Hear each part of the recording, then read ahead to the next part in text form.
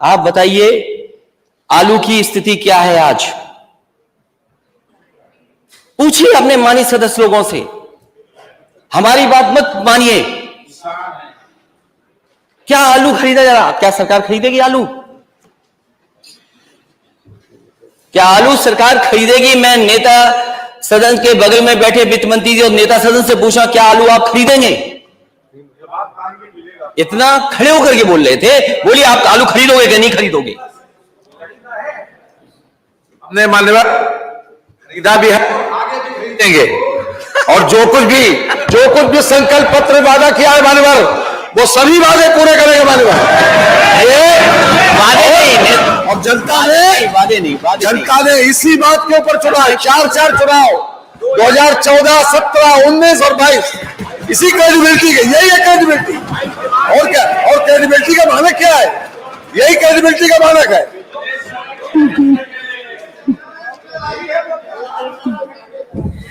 देखिए अध्यक्ष महोदय, मैं ये जानता हूं ये आलू नहीं खरीदेंगे, मैं ये जानता हूं, क्योंकि सरकार धोखा दे सकती है, सरकार सच्चाई के से नहीं सामने आ सकती।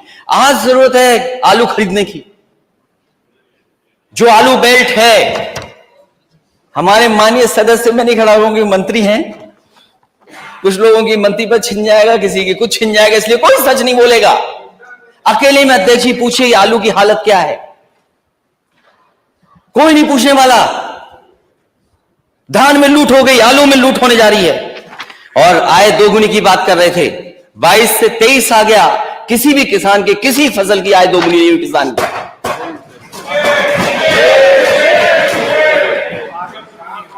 और लागत का हिसाब किताब लगाइए, ये डीजल पेट्रोल अगर महंगा हुआ है तो केवल डीजल पेट्रोल नहीं महंगा हुआ है, डीजल पेट्रोल के साथ साथ हर चीज महंगी हो गई, ट्रांसपोर्टेशन महंगा हो गया। और ट्रांसपोर्टेशन महंगे का मतलब है हर चीज महंगी हो गई। एक महीने में बताइए आपने कितना डीजल पेट्रोल महंगा किया है? वो नहीं बताएंगे आप। एक नारा है सबका विकास, सबका विश्वास, सबका साथ, सबका विश्वास। नारा है सबका साथ, सबका विकास। अध्यक्ष महोदय, मैं सदन में नहीं था, लेकिन मुझे लगा कि यहां पर कुछ सरकार जवाब देने से भाग रही है। हम जितने भी विपक्ष के लोग हैं, हम सब जाति जनगणना चाहते हैं।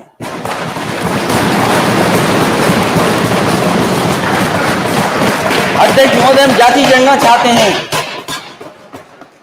और बिना जाति जनगणना के ये नारा आपका अधूरा है। सबका साथ कैसे होगा जब हमें और आपको नहीं पता कि हम कितने हैं आबादी में? सबका विकास कैसे करोगे आप? सबका विश्वास कैसे जीतोगे आप? और जब तक सबका प्रयास नहीं होगा, ये प्रदेश आगे नहीं बढ़ेगा। मैं जाति जनगणना पर वैसे तो आजकल वो नेता हम लोगों से दूर हो गए हैं। कोई बात नहीं, बोलने दो। वो नींद आ जाएगी अगर नहीं टोकेंगे तो। बोलते रहने दो ना, कुछ तो ठीक है, नहीं तो ये कुछ और करने लगे अध्यक्ष महोदय, फिर आपको डांटना पड़ेगा। किस पार्टी के नेता हैं आप? ना पार्टी का नाम तो पढ़ लूं मैं। आप जाति जनगणना चाहते हैं कि नहीं चाहते हैं? नहीं, जाति जनगणना चाहते हैं कि नहीं?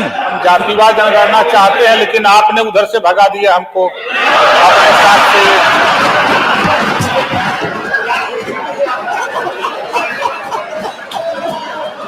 अच्छा नहीं, चलिए वो बात हमारी आपकी हो जाएगी, बात की बात।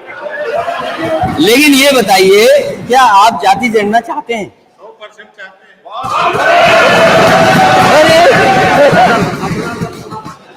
कितने अच्छे लग रहे मंत्री बने हुए। इसी मंत्री के लिए गए थे वहां। नहीं, नाव मिलना ठीक है, नाव के लिए सर। क्या आप भी तो नेता हैं, क्या आप जाति जनगणना चाहते हैं? आपस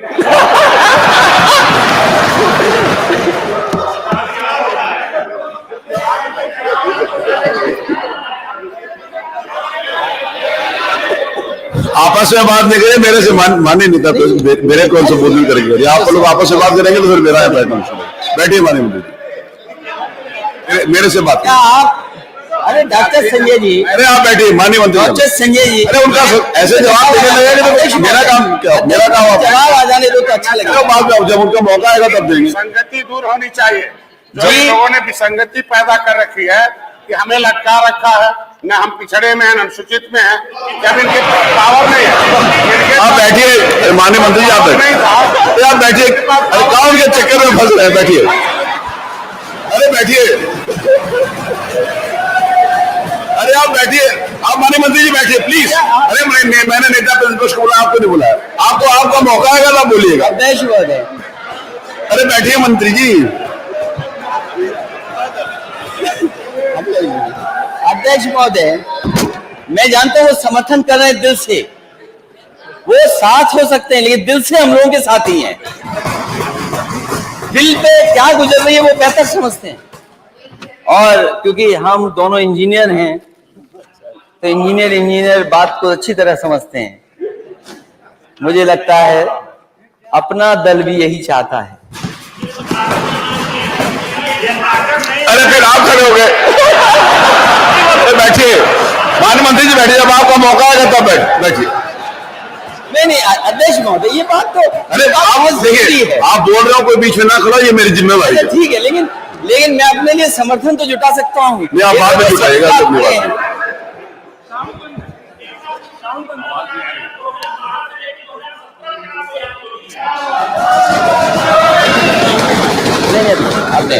वो मैं बताऊंगा।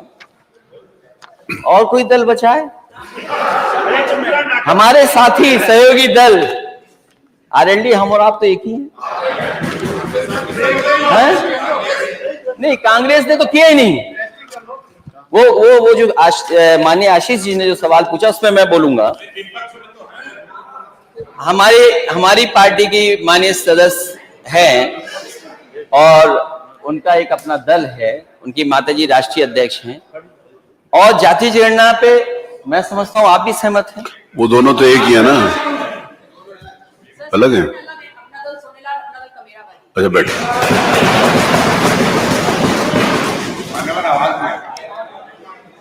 तो अब क्या दिक्कत है नेता सदन? मेरी आवाज नहीं आ रही? बिहार कर सकती है अध्यक्ष महोदय। चेक करें आवाज। अध्यक्ष महोदय, जाति जनगणना अगर बिहार में हो सकती है, अगर अध्यक्ष महोदय जाति जनगणना बिहार में हो सकती है, और मैंने अपने संकल्प पत्र में लिखा था, अपने घोषणा पत्र में लिखा था, समाजवादी सरकार बनेगी तो 3 महीने के अंदर जाति जनगणना उत्तर प्रदेश की कराने का काम सरकार से होगा। और माननीय सदस्य ये सवाल जो पूछ रहे हैं, आपका सवाल ठीक है आशीष जी, माननीय सदस्य का, कि आपकी सरकार में आपने क्यों नहीं किया। मुझे याद है, मैं लोकसभा में था उस समय अध्यक्ष महोदय,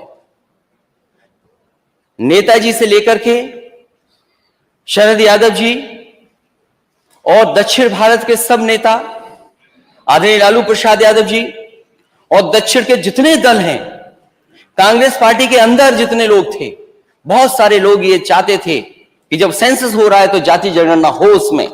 उसके लिए लोकसभा में कई बार धरने पर आवाज उठाई गई, और उस समय कांग्रेस की लीडरशिप ने आश्वासन दिया था कि हम जाति जनगणना कराएंगे। पता नहीं क्यों उस सेंसस में नहीं किया गया। जब दोबारा सेंसस होने जा रहा है, इसलिए हमारी फिर मांग है कि जाति जनगणना होनी चाहिए, क्योंकि कांग्रेस की अकेली सदस्य हैं और हमारे गठबंधन की सहयोगी भी हैं। बहुजन समाज पार्टी भी उन्होंने बोला नहीं कि नहीं, उन्होंने पूछ के आना पड़ेगा। वो सहयोगी उन्होंने बताया नहीं कि है।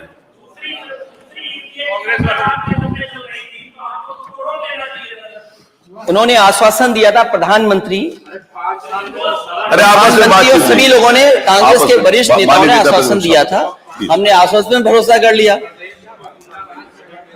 इसलिए समाजवादी पार्टी इस पक्ष में है और बहुत सारे दल इस पक्ष में है, और उत्तर प्रदेश की जनता चाहती है कि जाति जनगणना हो। आखिरकार सरकार पीछे क्यों हट रही है?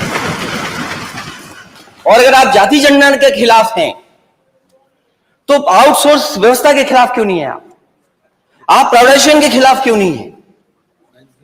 अगर आप आउटसोर्स के खिलाफ नहीं हैं, आप प्राइवेटाइजेशन के खिलाफ नहीं हैं, तो आखिरकार आप जाति जनगणना के खिलाफ क्यों हैं? और नेता सदन ने कई बार प्रेजेंटेशन देखा होगा कि डेटा सेंटर हम बना रहे हैं, उसके लिए इन्वेस्टमेंट के लिए भी कई लोगों से एमओयू हुए, कई चीजें जमीन पे भी आ रही है। नोएडा में डेटा सेंटर बन रहा है, बजट में भी कुछ चीज दिखाई दे रही है डेटा सेंटर के लिए। आप डेटा सेंटर कल बना रहे हैं, आपके यूपी का डेटा सेंटर क्यों नहीं है? और फिर जाति जनगणना हो जाएगी तो उसमें क्या दिक्कत है आपको? लेकिन हम समाजवादी लोग इसके पक्ष में हैं कि जाति जनगणना होनी चाहिए। $1 ट्रिलियन इकोनॉमी, यात्रा बहुत दूर दूर गए थे लोग, मुझे नहीं पता सबसे दूर कौन से